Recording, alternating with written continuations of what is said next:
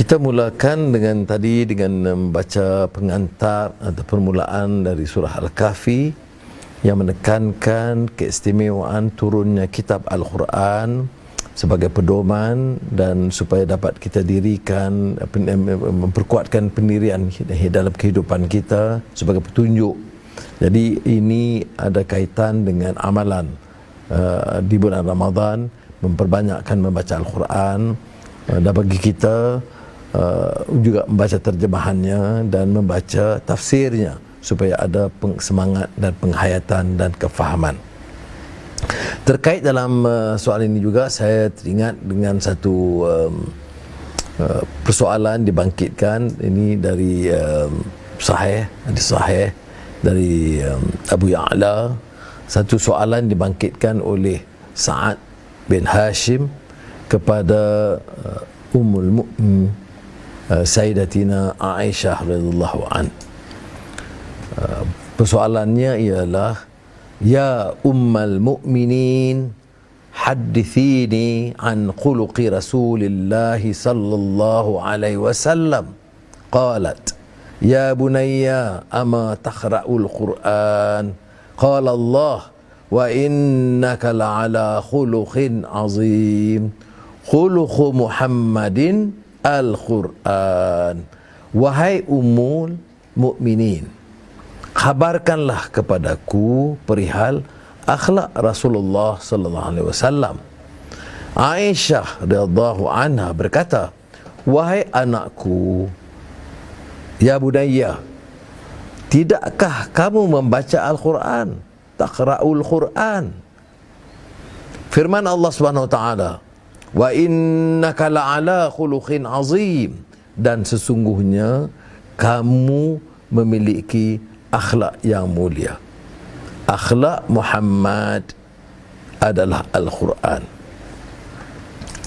Jadi sampai begitu sekali kuatnya asas Al-Quran ini sebagai pedoman kita dan juga yang membentuk akhlak syakhsiyah Rasulullah sallallahu alaihi wasallam itu sendiri. Dan memang kita biasa dengan juga kenyataan dan sumber hadis, kana khuluquhul Quran, ya. Orang tanya tentang akhlak Rasulullah itu akhlaknya adalah Quran. Dan ini terkait dengan apa yang dirumuskan.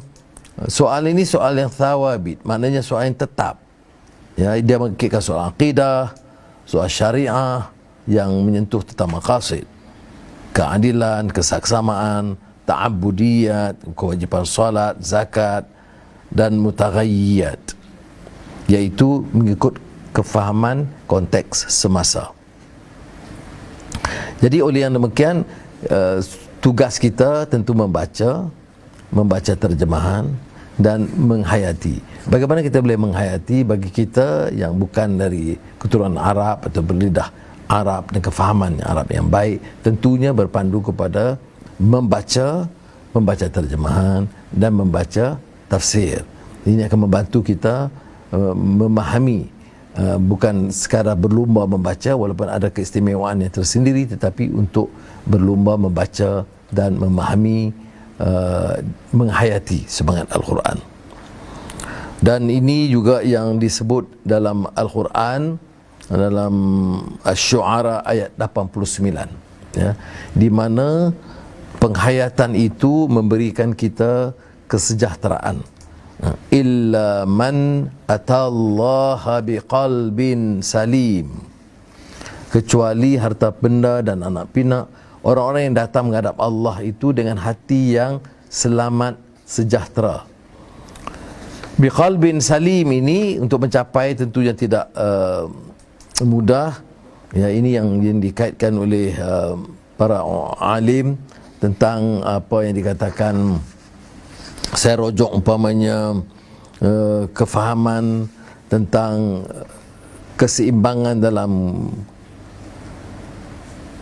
kebijaksanaan, keberanian, mengawal hawa nafsu, keadilan. Ini hal-hal yang dikaitkan dengan semangat Al-Quran. Dan yang juga penting bagi kita ialah untuk cuba mendapatkan kefahaman seperti mana yang pernah dikupas oleh Ibn Qayyim dalam Al-Wabil Al-Sayyib, yang berpunca daripada dua perkara. Hati ini kalau dah berkarat, dia berpunca dari dua perkara. Satu, daripada ghaflah. Ni orang Pulau Pinang, perkataan ghaflah ni dia pakai selalu, tapi kefahaman dia mungkin lain sikit lah. Ni ghaflah lah. Ghaflah ni maknanya lalai dan cuai. Jadi ini satu istimewa orang Pulau Pinang, ada bahasa tambahan dia yang tak difaham oleh orang di sini, melainkan orang menguasai bahasa Arab. Bahasa ghaflah ni, hati berkarat, dia kerana lalai, kerana cuai. Bagaimana nak memutihkan, membersihkan, ialah dengan membaca Al-Quran. Satu lagi, kerana berkarat itu, mengikut kupasan Ibn Qayyim, yang juga dirujuk oleh kalau tak salah saya dalam Fiqhul Jihad oleh Syekh Yusuf Al-Qaradawi, ya, tentang masalah ghaflah ini, dan juga dhamban, terpalit dengan dosa. Maka caranya membaca Al-Quran dan banyak beristighfar kepada Allah SWT. Jadi saya memanfaatkan malam ini pemahaman kita supaya kita sekadar memperbanyakkan membaca Al-Quran. Dan ini ada kaitan dengan akhlak, ya. Akhlak ini sebenarnya yang kita sebut dalam agama ini sebagai paksi, ya. Dan kita kadang-kadang menganggap bahawa akhlak ini hanya takat salat, cakap sopan, ya. Tetapi bila kita dalam kehidupan ni, umpamanya kita lihat saja social media, saya bimbang, ya. Saya tak apalah tentang kecaman, kritikan saya, bukan saya nak sensitif bab itu, tetapi ini terpancar pada akhlak. Bagaimana kita boleh hukum orang, cercah orang, aibkan orang tanpa kawalan. Puasa juga, baca Quran juga. Ini yang mana tidak ada penghayatan akhlak, ya. Ada orang bicara tentang bila pemimpin, ya, balak hilang, saham hilang, wang yang diperuntukkan untuk diberikan kepada orang miskin pun separuh hilang. Ini isu apa yang disebut tadi, dhamban, dosa, dan ghaflah, cuai, lalai. Dan ini juga yang dikaitkan, kalau istilah Melayunya, kerendahan akal budi. Kerendahan akal budi ini maknanya kemerosotan, kelemahan akhlak yang kita harus waspadai.